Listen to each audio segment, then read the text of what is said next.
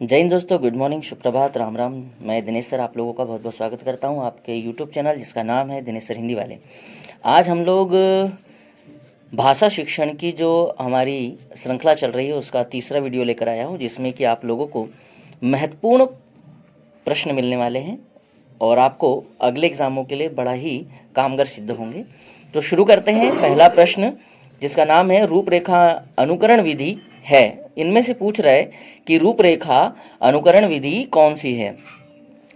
रूपरेखा अनुकरण विधि कौन सी है? लेखन कौशल, श्रवण कौशल, वाचन कौशल या पढ़ने का कौशल? तो इसका सही आंसर जो हो जाएगा वो है लेखन कौशल। आंसर मिल गया होगा आपको। इसका आंसर है ए।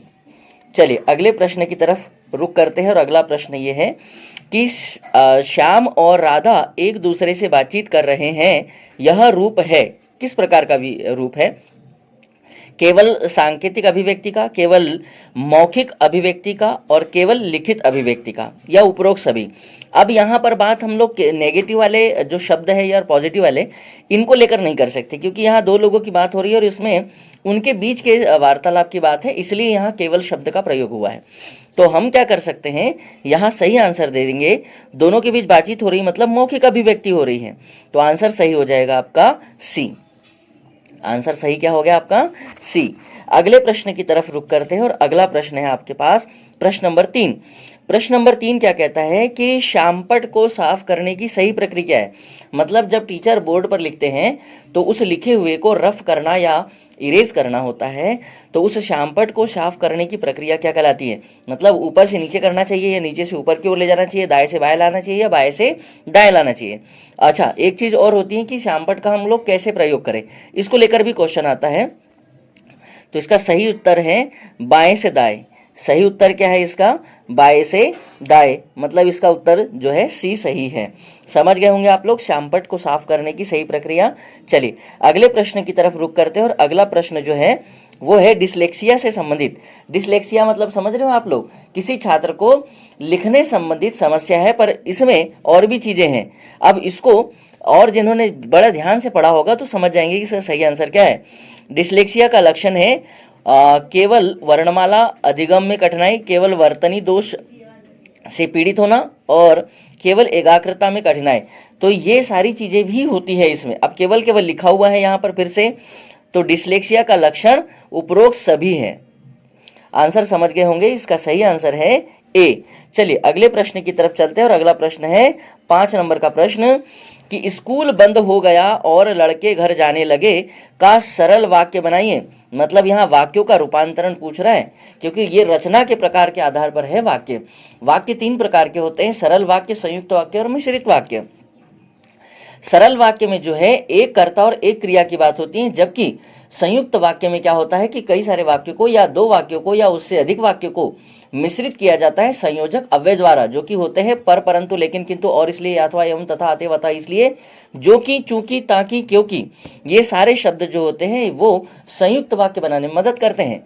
और जो मिश्रित वाक्य होते हैं उनके क्या होता है कि 2 सरल वाक्यों के प्रारंभ में कुछ अव्यय लगते हैं जो कि उन वाक्यों को मिश्रित कर देते हैं। जैसे जो बोया सो पाया, तो जो और सो जो है वो आपको मिश्रित वाक्य बनाने में मदद करेंगे।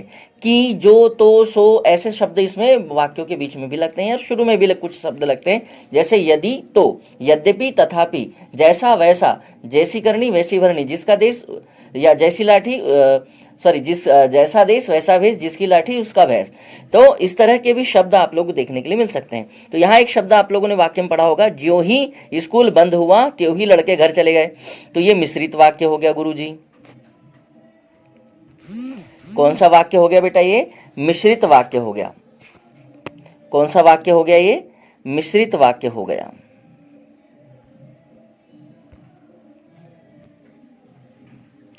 कौन सा वाक्य हो गया?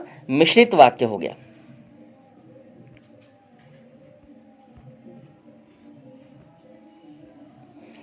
चलिए मिश्रित वाक्य हो गया ये। स्कूल बंद होने पर लड़के घर जाने लगे। स्कूल बंद हुआ कि लड़के घर चले गए, ये भी मिश्रित वाक्य हो गया। स्कूल बंद होते ही लड़के घर जाए, तो यहाँ एक निपात शब्द लगा है, तो ये तो सरल वाक्य नहीं हुआ। तो आपके पास सरल वाक्य के लिए अब केवल एक ही चीज है कि स्कूल बंद होने पर लड़के घर जाने लगे। ठीक है। अब यहाँ और को हटाया है उसने और यहाँ एक सरल वाक्य में रूपांतरण किया, ठीक है।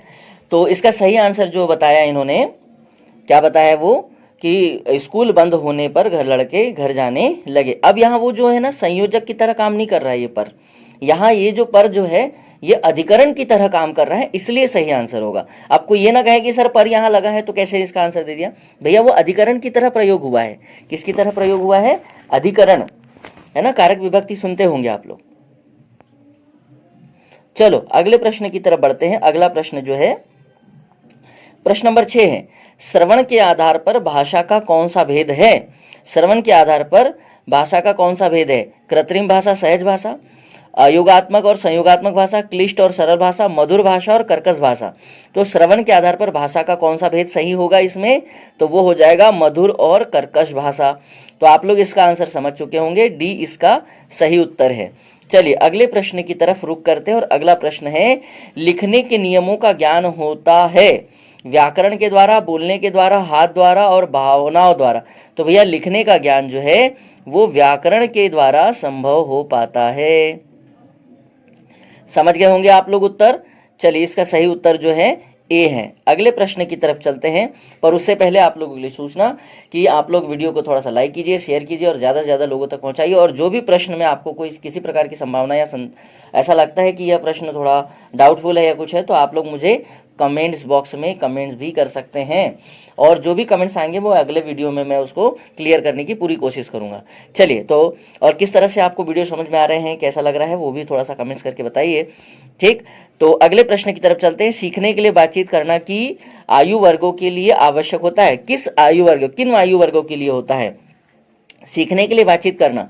तो सीखने के लिए बातचीत करना जो होता है, किशोर वर्ग के लिए, बाल्यावस्था, शैशवावस्था, भैया इन सभी के लिए होता है। छोटे बच्चों से भी अगर आप लोग बातचीत करेंगे तो वो अपने छोटे मोटे बोलते हैं ना, हाँ हूँ, इस प्रकार के जवाब में, मतलब कैसे वो हुंकारे भरकर देते हैं अपनी जो भी बात कर रहे होते हैं। छोटे बच्चों से बातचीत करोगे तो समझ में आ जाएगा कि वो किस तरह से चर्चा करते हैं। चर्चा का मतलब वो नहीं कि जैसे बड़े लोग बात करते हैं वैसे नहीं, उनके तो वो होते हैं ना कि इशारों वाली बातें। चलिए तो सीखने के लिए बातचीत करना किन आयु वर्गों के लिए है, तो इसका सही आंसर है सभी आयु वर्गों के लिए। तो सही आंसर हो जाएगा बी। अगले प्रश्न की तरफ चलते हैं और अगला प्रश्न जो है बड़ा ही कमाल का प्रश्न है एक, और ये मुझे ऐसा लगता है कि प्रीवियस ईयर के पेपरों में तो आया ही है, आगे भी कहीं ना कहीं और देखने को मिलेगा। कक्षा में राष्ट्रीय चिन्ह के बारे में बताने से पहले यदि शिक्षक मोर, चीता, कमल आदि के बारे में बताता है तो वह शिक्षण की कौन सी विधि अपनाता है? राष्ट्रीय चिन्ह में आपको मालूम है कि बहुत सारे पशु पक्षियों के नाम आने हैं, तो इसलिए वो जब इनके बारे में पहले ही वो सब चीजें पढ़ा देगा तो राष्ट्रीय चिन्ह को पढ़ाना बड़ा आसान हो जाएगा, ठीक है। अशोक स्तंभ वगैरह को पढ़ाना बड़ा आसान हो जाएगा कि क्योंकि उसमें बहुत सारे जो हमारे शेर, चीता ये सभी है ना, हाथी भी है, कमल पर भी।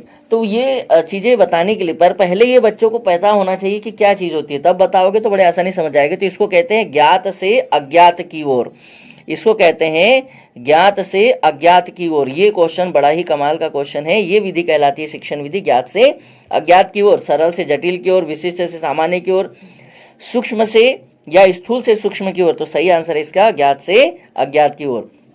आगमन से निगमन की ओर, निगमन से आगमन की ओर, ये सब आप लोग नाम सुने होंगे। अगले प्रश्न की तरफ चलते हैं। भाषा ग्रहण करने की प्रक्रिया एक ऐसी प्रक्रिया है जो अस्थिर है, बिल्कुल नहीं हो सकती, निरंतर चलती है, निश्चित अवधि तक चलती है और स्थिर है, स्थिर भी नहीं हो सकती, निश्चित अवधि तक नहीं, निरंतर चलती है। भाषा अधिग्रहण का काम जो है हम निरंतर करते हैं, निरंतर चलते रहता है। तो इसका सही आंसर जो है वो बी इसका सही उत्तर है। चलिए अगले प्रश्न तक चलते हैं और अगला प्रश्न जो है वो है 11 नंबर का, कि भाषा वह साधन है जिसके द्वारा हम व्यक्त करते हैं क्या? इनमें से कोई नहीं, आस्था को, कर्तव्य को, विचारों को। तो भैया भाषा जो है विचारों के विनिमय का साधन है। ये बड़ा ही महत्वपूर्ण प्रश्न है एक, और ये पीएससी वाले को भी पूछा जाता है, उधर जो पीएससी लिखने के लिए आता है उनको तो पीएससी मेंस में। अगला क्वेश्चन देखिए, वाचन कौशल का उद्देश्य क्या है? वाचन कौशल, वाचन कौशल, वाचन कौशल। केवल सही व्याकरण वाली भाषा का प्रयोग करना, तो ये भी सही है। केवल बालकों का उच्चारण शुद्ध करना, ये भी सही है। केवल बालकों में विराम चिन्हों का प्रयोग करना, ये भी सही हो सकता है। तो अभी 12 का आंसर जो है, मुझे ऐसा लगता है कि इसका सही उत्तर है उपरोक्त सभी। वाचन कौशल में ये सारी चीजें आ जाती है। अब इसमें केवल सारे शब्द लिखे हैं, इसके अलावा कोई बात ही नहीं है, इसलिए यहाँ आंसर पॉजिटिव और नेगेटिव शब्द से नहीं निकालेंगे। तो आप लोग जो सीख रहे हो ना, वो सब चीजें प्रैक्टिस से आती हैं, एक दिन में नहीं आएगी कि पॉजिटिव और नेगेटिव शब्द कैसे यूज करने हैं। ऑप्शन पर डिपेंड करता है कि ऑप्शन कैसे दे रहे हैं। चलिए अगला क्वेश्चन। अच्छा, तो इसका सही आंसर जो है भैया वो ए है, पहला नंबर का। अगला प्रश्न है प्रश्न नंबर 13। मुहावरे के तौर पर दिया हुआ है प्रश्न नंबर 13 कि उसी का जूता उसी का सिर। लोकोक्ति, मुहावरा नहीं है, ये लोकोक्ति है। उसी का जूता उसी का सिर, लोकोक्ति का सही अर्थ क्या होगा? तो जूता मारना ये तो बिल्कुल नहीं, ये भी एक तरह से मुहावरा ही है। तो क्योंकि मुहावरे लोकोक्ति का अर्थ कभी भी मुहावरे लोकोक्ति के रूप में नहीं होता, ये अपने एक विशिष्ट अर्थ को या उसके अंदर की जो बातें हैं, कहावत है या जो उसके अंदर विचार है, उसको दर्शाने का काम करते हैं। मुहावरे विशिष्ट अर्थ को दर्शाते हैं और लोकोक्तियां उसके अंदर के विचार को दर्शाती हैं। तो जूता मारना ये भी नहीं होगा, कई वार करना ये भी नहीं होगा, किसी को उसी की युक्ति से मात देना ये बिल्कुल सही आंसर है। सही आंसर हो जाएगा सी, पूरी ताकत से बदला चुकाना, ये भी नहीं होता। इसको तो कहते हैं ईंट का जवाब पत्थर से देना, ऐसा भी कह सकते हैं। अगला प्रश्न देखिए, सुनना भाषा विकास का निम्न चरण है। कौन सा चरण है? पहला, दूसरा, तीसरा, चौथा। अगर भाषा विकास के स्टेप या चरण पढ़ेंगे तो 4 कौशल होते हैं भाषा विकास के, उनमें से पूछा है कि कौन सा चरण है? सुनना। तो सबसे पहला ही चरण होता है भैया सुनना। ठीक है, चलिए अगले प्रश्न की तरफ चलते हैं। और अगला प्रश्न जो है आज का और अंतिम प्रश्न है, प्रोजेक्टर द्वारा आकृति को कैसे समझाया जाता है? प्रोजेक्टर द्वारा सूक्ष्म रूप से दिखाया जाता है? नहीं, बिल्कुल नहीं, ये तो पर्दे पर दिखने वाली चीज है भैया प्रोजेक्टर में। तो इसका सही आंसर जो हो जाएगा सी। कैसा लगा आज का वीडियो? आप लोग मुझे कमेंट्स पर जरूर कहें और अपनी विचारधारा व्यक्त जरूर करें मेरे साथ, और ज्यादा से ज्यादा लोगों तक वीडियो को पहुंचाएं। और ये सारे प्रश्न आप लोगों के लिए बड़े ही कामगर होंगे, अगली परीक्षाओं में आपको बड़े ही उपयोगी होंगे। तो आज के लिए इतना ही। इतिश्री, जय हिंद, जय भारत। फिर अगले वीडियो के साथ हम लोग मिलते हैं, इंतजार कीजिएगा। जय हिंद।